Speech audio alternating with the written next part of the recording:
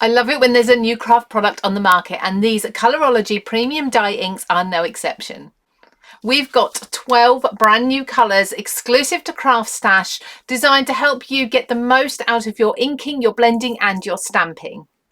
And with 12 different shades available, you're never going to be stuck for the perfect colour for your project. The Colorology Dye Inks are absolutely perfect for all your paper crafting needs. They come in these 12 colours in the large ink pad sizes. We have got Sapphire Blue, Ruby Red, Buttercup Yellow, Royal Blue, Zesty Orange, Holly Green, Emerald Green, Bark Brown, Vibrant Violet, Fuchsia Pink, Jet Black and Bright Turquoise. Now, being a dye ink, there's lots that you can do with it, and I'm going to show you in this video lots of different techniques that you can be doing with your dye inks. And because they're a dye ink, they dry extremely quickly and they don't clog up on your paper. So let's start with ink blending, because ink blending is something that nowadays so many of us like to do with our ink pads, and I think it's important to know how well the inks blend. Now, the pad itself, as I say, is a large pad. This is super smooth. You can see the shine on there. You've got an awful lot of ink sitting on the surface ready for you to pick up, and there's no damaging brushes or tools with the ink pad.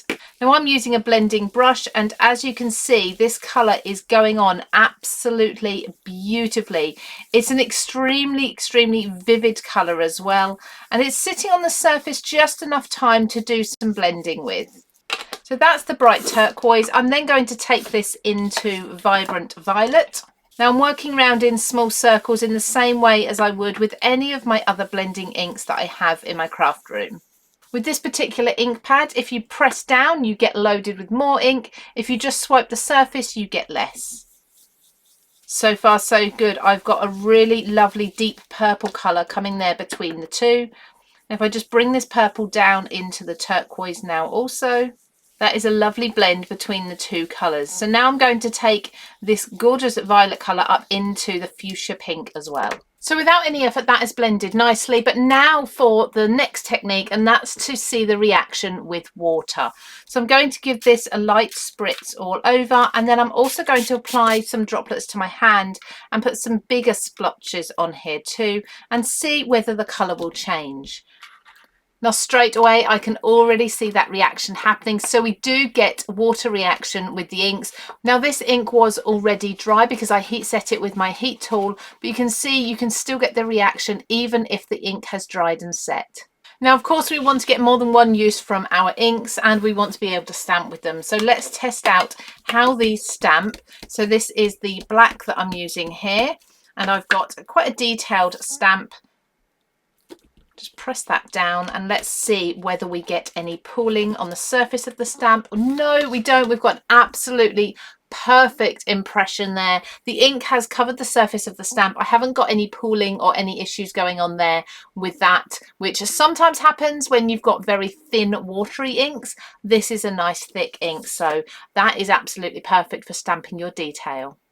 Then what about stenciling? Because when we stencil with pigment inks, the pigment inks are thicker. They tend to sit on the surface of the cardstock or paper, and that also means that they can easily seep under the stencil if we apply too much. So I'm hoping that these dye inks will work really nicely with a stencil that I've got here. So I'm loading it onto a blending brush, making sure I've got plenty on there, and I'm just going to brush over the surface and see if we get a really nice clean impression through the stencil, or whether we get any of that leaking underneath. So I've just done a section in the middle there, and what I really like is that we're getting darker areas where the bristles are catching on the edges of the stencil, so we've got some tone going on there, shading and toning as well within the colour. Let's lift this up. And that is a really beautiful, clean stenciled image. I didn't even actually tape my stencil down, but this ink is perfect for stenciling. But then let's have a look at mixing colours whilst I've got this stencil here. So I'm going to place this back down where it was, and I'm going to take the Sapphire Blue. Now, in theory, blue and yellow make a green. So let's see what happens when we mix the two together. So I'm just going to go over the same area. I won't go over the whole stencil. I can already see we have got a really nice green colour coming through the two there. I can blend that out nicely too by lightening the pressure.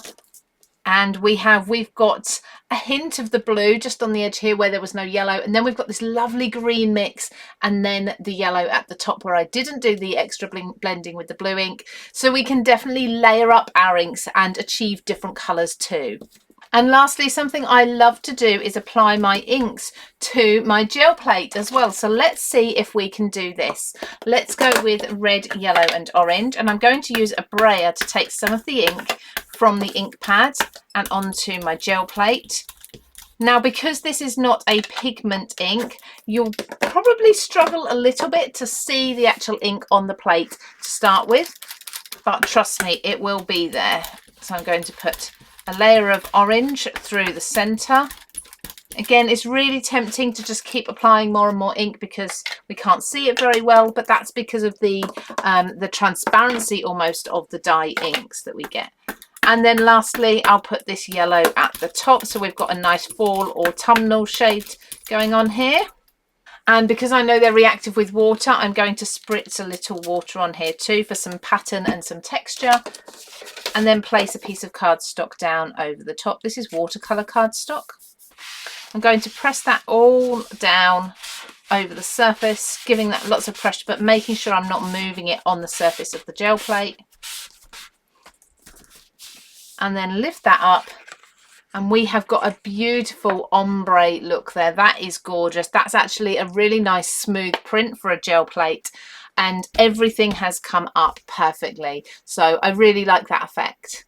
So there's just a few ways that you can use the dye inks that are brand new from Colorology. These are available exclusively at CraftStash, and you'll find them down below in the description. Thank you for watching, everybody. Take care, and I'll see you again soon.